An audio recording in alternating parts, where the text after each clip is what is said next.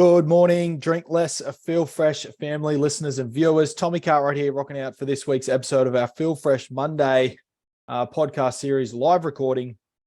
Welcome if you're watching this live, and hello to all of you who are watching the recording either on Spotify or YouTube or wherever you find your podcast series. Tommy Cartwright here, founder of Drink Less, Feel Fresh. Absolutely pumped and keen to dive into this one today. Today we're diving in. The journey matters more than the outcome. It's a key and it's a hot topic at the moment in the Drink Less, Feel Fresh universe. It's a conversation that we're having with a heap of our members at the moment, our members that are in our 30-day detox challenge and our members that are in our rebuild program. And we're just going to dive straight into it. One of the biggest problems when it comes to changing a relationship with alcohol is individuals not enjoying the journey. And to be really honest with you, it actually just takes a slight, how would I say, mindset shift when it comes to looking at the way you view, consume, and ultimately looking at the way you view your alcohol reduction journey. Hello to Cassandra and some people that are jumping on the call. Welcome. And if you're listening to this recording right now, you'll notice that we don't edit these calls. So we're actually running this class live and we've got some attendees on the call. So you'll notice that we often go to the chat panel. And we're often engaging with people that are rocking out live. Good morning, Thomas.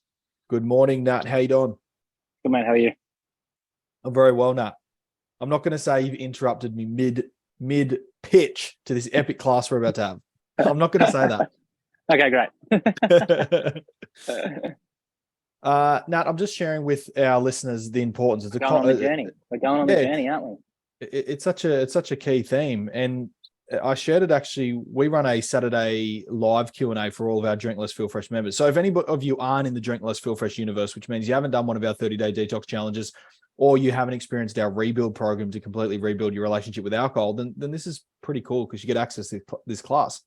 And Nat, I'll ask you something in a moment, but what I wanted to share was that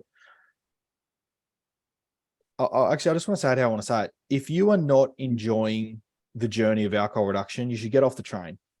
If you're not enjoying it, you should get off the train. I was working with an incredible business mentor probably about 6 years ago. And get off the train and go to the pub, I reckon. Yeah. Yep. I'll agree. Get off the train and go to the pub. Look, and there's a bit of truth in every joke, right? Like I've always said, if I would rather someone be a drinker and be happy with themselves than be a non-drinker and hate themselves. What a sentence. Absolutely. And that's what's different, I think, with Drink Less, Feel Fresh in this approach is that it's not whether you consume alcohol or not. It's are you happy in your own skin? I mean, are you enjoying the body that you're in? No one has a problem with alcohol. A lot of us have problems of not enjoying who we are. And so we think that if we kick alcohol to the curb, that'll help. And it will help. But the unfortunate thing is, traditionally speaking, the alcohol reduction approach and programs are like, you shouldn't enjoy it, but it's something you need to do. No one wants to go to a rehabilitation clinic, but you have to. I'm sorry. I even hear from a lot of my good friends that are in the AA system, and hat goes off to a great system for a certain type of person for sure. But they often say to me like, oh God, I got to get to this meeting today. Like I very rarely hear this excitement or this passion to be like, yep, get to this meeting today. It's so good. We connect, we chat, we talk about our vulnerabilities. And we had one of our members, back to the example that I was giving, Nat. I was working with this great business mentor about 6 years ago, and I was fumbling around and I wasn't experiencing the results I wanted. And I showed up to this private one-on-one consultation with this business mentor, and they looked at me and said, doesn't really sound like you're enjoying this journey. I said, and I said something really ignorant. They pulled me up on it. I said like, oh, well, I've got to make sure it happens. Nice. Yeah. And they said, excuse me? I said, well, I've got to make sure I make it work. Get the result here. Yeah. There we go. Get the result. And this is how a lot of people think with their alcohol reduction. Like, I've got to make it happen. It has to happen. Otherwise my life's going to fall apart. And this business mentor had so much confidence and stamina, which I love. He just turned around and said, oh, you should probably just stop. Yeah. And I said, what? He said, well, you should just get off the train. And I said, what do you mean? You're meant to be helping my business. He said, if you do not like the journey of building business, you are never going to make it. If you were just here for being attached to the result of being like, I run my own business and I pay my own bills and I pay my own wage. He said, if you're just here for the outcome, it's just going to be a crap ride. He goes, there's a million other business owners that love the process and they're all going to be successful. So if you don't fall in love with the process, just get off the train, basically. And I've been teaching that to our Drink Less Feel Fresh community and all of our clients. Is like, if you're not enjoying your alcohol reduction journey, what are you doing? And when one of our members, because it's a common question people ask, they go, but Tom, I don't really want to be having to do this.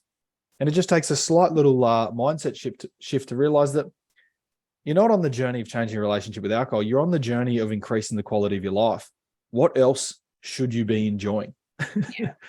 If not your own life. that is life right then and there. People really like to separate and segment. Like, no, life is my thing that I enjoy, and then this alcohol reduction side of things, this thing that I've got to do so I can keep enjoying this life. I like so, to Tony, what would you say then?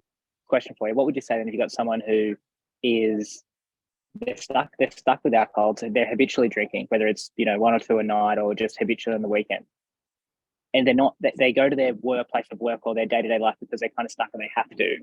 And there's a feeling of stuckness that I'm drinking because at least that's some reprieve. How do I bring some enjoying the journey to that situation? How do I bring enjoying? To be really honest, like, I can't fluff it up. It'd just be BS for me to say it. You got to. It's a non-negotiable. You find some form of resource that you feel connected to. You just have to. Like, people ask me. I've got some of my best friends have asked me over the years, "Oh, Tommy, can you give me some tips?" And I give them a couple of tips. But at the end of the day, I say, I can give you tips, but just find a resource, an educational facility, a person, a mentor, a program, an app, something that you enjoy. Because even if you're asking me the question out of shame, even if you're, these are some of my best friends, even if you're asking me the question because you might be thinking, oh shit, like, how'd Tommy turn that around? And now he has respect and choice with alcohol. If you're asking me that question out of that's not even fun, the tips, they'll last, they'll work a little bit, but you have to. There's so much more that goes into such a complex alcohol reduction journey that the question isn't really like, what's something I can do today? The question I think is, where do I start? And where you start is by gaining access to some form of resource, community, mentor, person, place, thing, application, whatever it is, but something that you feel good about. The full whack can't be done without that. Like when we see our clients transition from no choice and freedom to choice and freedom, having a good life, that you need to be connected with someone or something. You need a raft. You need a life raft. Yeah, there we go. Well, it's a non-negotiable. And to think, like, and I'll say it again, it's a perfect example. It's like someone asking, the same question would be, Tommy, I want to start my business. How'd you start your business? Yeah. Like, again, exact same thing. I'm like, I could give you a couple of tips, but find a resource, a mentor, because it's such a complex journey. Otherwise what happens is if you don't find a community, a service, a support network, an application, even just our podcast could be listened to it once a week in the car driving to work. It doesn't have to be extensive. It's just something that that you've got access to. If you don't do that, what you'll do is what most people do, which is they ask some questions from someone, they get some answers, they go 3 to 5 days without drinking, and they fall down again. And here's the biggest mistake of it, Nat, is they don't realize that it's because they don't have access to support. They just sit there drinking going, oh, I'm a fuck up. I've done it again. And that's why I'm so passionate about it. I'm like, you just shouldn't have to feel that way. So many people are experiencing, especially in Australia, like thinking there's something completely wrong with them. It's almost like, I've got to keep using this example. It's almost like that. You remember when you started your business? You've been in business for a while. You had many businesses before this. Imagine if you had no access to a book, a recording, a mentor, a person. No way. I sustained myself on the background knowledge. Like, I sustained myself on it. It was without that, there is no hope. There we go. And this is what happens to, like, yes, we're talking about alcohol reduction, but it's the same with anybody that wants to complete a degree or start a business. If you're not accessing this, like, you just can't do it on your own. It's just bizarre. It still fascinates me. I got a great story. I was the first business mentor I had. Similar story to you. We went into a session, private one-on-one, and he started what he was wanted to show me. And I said to him, ignorance as well. I said to him, "Oh mate, we did this 4 weeks ago. Like, what's the next thing?" Like we've done this one already. Like, and he turns around, literally turns around, clicks the pen shut, puts it down. And he just leans over to me and goes, how many times have you deadlifted? And I was like, heaps. And he's like, yeah, we're doing this again. I was like, okay. That's great. I just got it. Just You were absolutely saying we've schooled. already done it. We've already done this. Yeah, we've already done this. What's the next bit? That's fantastic. And he goes, hey, sit down and shut up. Like, yeah. And I love that because it's like often some of our new members, they want me to create like new tips or new strategies. And I'm like, there's only a handful of things that you like. Yeah. We'll add this to the call today. When it comes to change your relationship with alcohol, there's on the surface level, on the physical level, there's a few things that need to be attended to. Number one, it's how you manage your mood and emotional state, right? Yeah. There's about 6 to 7 things you can do in a day. Inside. That'll make sure that's looked after. At a minimum 3 will do the trick. Let's say 6. Then you've got the question that I always get, which is, Tom, how do you socialize confidently without alcohol? Then I have about 6 to 7 tips and strategies that'll make sure you crush it in a social situation, whether it's professionally in a corporate environment, say, or personally, could be with your partner at home. Hey, Tommy, how do I stay motivated to stay on this journey? That's it. There's 6 to 7 tips. 6 to 7 tips. Yeah. There's probably, in all honesty, for our clients that are smashing it, even one of them that just posted yesterday about how well she's doing, it's the repetition of the applied 6 to 7 tips. Known. Yep.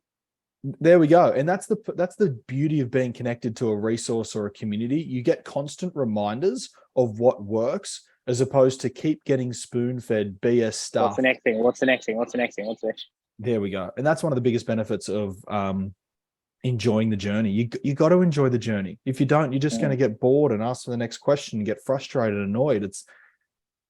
I think, Tommy, based on our last podcast as well, so much about the journey is when you hang out with professionals like us, the journey is about, it's all inside. Like the journey is very much an inside thing, but you'll notice that when you stick it out, you get wins really quickly. And without professionals around you, you won't know their wins. And the inner wins spurs you on through the journey. Like it's the feeling the progress, seeing the progress, being validated back from the professionals. Hey, look at this progress. That is the fuel for the next thing. It's not all grind at all. It's start with grind, little win, and then you want the grind, and the win and the grind go together. The grind, you know what I mean? The journey. Yeah. And without that feedback of win, step forward, look at this, and it's really hard. Mate, going off what you just said, we had one of our Drink Less Feel Fresh members during the week commit to. She was like, you know what? I'm gonna do a 5-day detox. I was like, that's great, fantastic. Just throw it out there in our community. She's like, yeah, I'm just gonna. And she crushed the first 4 days, and she was like, great. And then on the 5th day, she wrote this really responsible action taking. I'm taking responsibility post. It was along the lines of this. Hey everyone, just keeping you all updated. Like, this is so good, as opposed to like, I'm shameful, I'm going to run away. She's like, cool. Hey everyone, just keeping you updated. Crushed the first 4 days. Was really challenging. Yeah, felt a lot of emotions. Realized today it's my birthday, and you know what? I'm celebrating today, and I'm going to have a drink tonight, and I can't wait. And we jumped on the Saturday call the next day, because we run Saturday lives in our community. And I said, can I point something out to you? She goes, what is it? I said, that was one of the best posts I've ever seen from you. And she goes, oh, really? I was a little bit concerned that you'd be like, oh, you didn't complete your 5-day detox. I said, no, what I saw there was a relationship with alcohol that you love and respect. Now, what you did there was you actually thought about and thought through the process of, do you want, do you not want? And she said to me, pending what you're sharing about getting feedback, she goes, wow. So I actually crushed that 5-day approach. And I said, yep, you absolutely smashed it out of the park. From an approach point of view, nailed it. There we go. That's it. Didn't live on autopilot. Didn't throw the towel in. Didn't have a drink and then disappear and be like, oh no, I've done something bad. And she was just, gobsmacked at that feedback. She's like, wow. And then she went on to say, I think I've come so much further than I thought. And I wouldn't. There you go. There we go.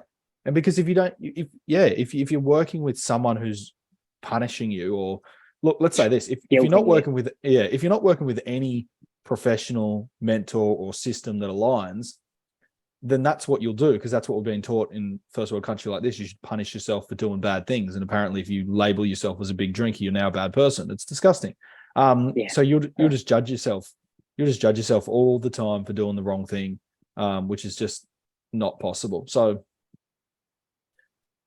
yeah, that's it. I again, and that it's like, there's nothing else to say here. You either love the journey of increasing the quality of your life, or you get off the train. The majority of people aren't even on the train. The majority, and this isn't a judgment, it's a pretty accurate statement. You and I have been in the industry for a combined 20 years.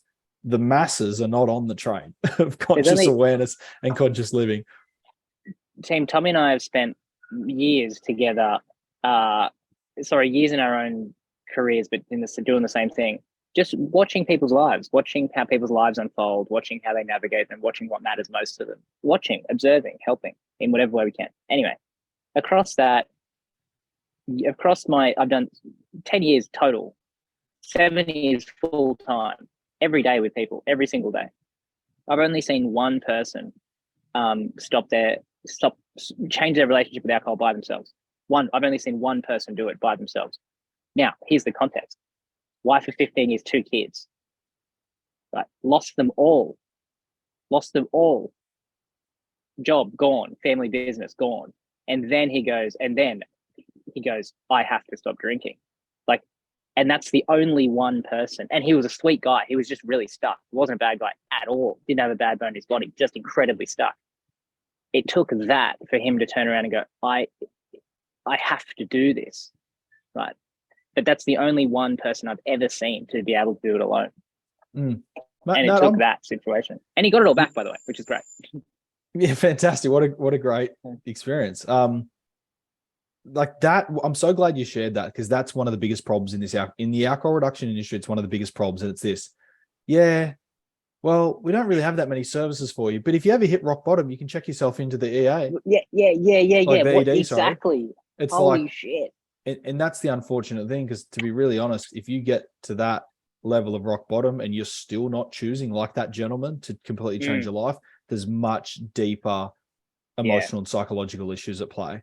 If you get to a state where your life is literally about to fall apart physically to the extent that you might not survive, and that's still not enough of a reason to change and ditch alcohol to the curb, there's much deeper psychological and emotional work that needs to be attended to there. A treatment plan is needed there. A treatment plan. Much deeper than the, how do I drink a little bit less this week? That's for a different. So that's incredible. I'm glad you shared that, because the majority of people we work with, Nat, they're not experiencing that, and they shouldn't have to. And they shouldn't have to get to a point of like that. Yeah, exactly right. Exactly right. You don't have to.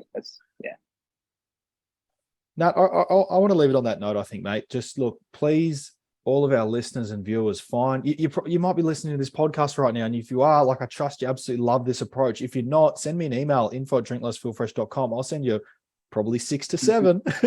Hot tips. I'll send you 6 to 7 other companies and businesses, from AA to applications that you can listen to. Honestly, like that. No, I've never cared how you change your relationship with alcohol. We absolutely care that you find choice and freedom. Don't do it on your own. Learn to love the journey. It is a process. As Nat shared earlier, when his mentor said, how many deadlifts have you done regarding physical training? He said heaps. It's the same approach. Yeah, there we go. It is the same approach over and over and over again. If you find the right supportive community lesson podcast, you'll get the same. You'll get subtle hints of the same messages over and over again. It'll sound really confusing at the beginning, and now the other side, like hundreds of our members, they go, "Wow, it's just really simple, isn't it?" So it's just really simple, isn't it? I need to look after my emotion. I need to back myself. I need to trust my ability to communicate with my partner. I need to say yes to the things that I love and say no to the things that I don't love. Those are generally top 5 things they say to us. Big love to those of you. Let me just take a quick look before we wrap up, actually. Thanks so much, Cassandra and Maria, for being here live. Trust you've loved it. Thanks for the comments that have come through in the chat panel. If you're watching this on YouTube, looking forward to seeing you next week. And if you're listening to this on Spotify, tune in or scroll back. Check out some of our earlier podcasts. You'll notice that they're now being uploaded every 7 days. There'll be a new one on there for you. Thanks, Natty Hodges. Have an epic day, my man. Here's to drinking less and feeling fresh. Here's to living with more choice and freedom. See you next week.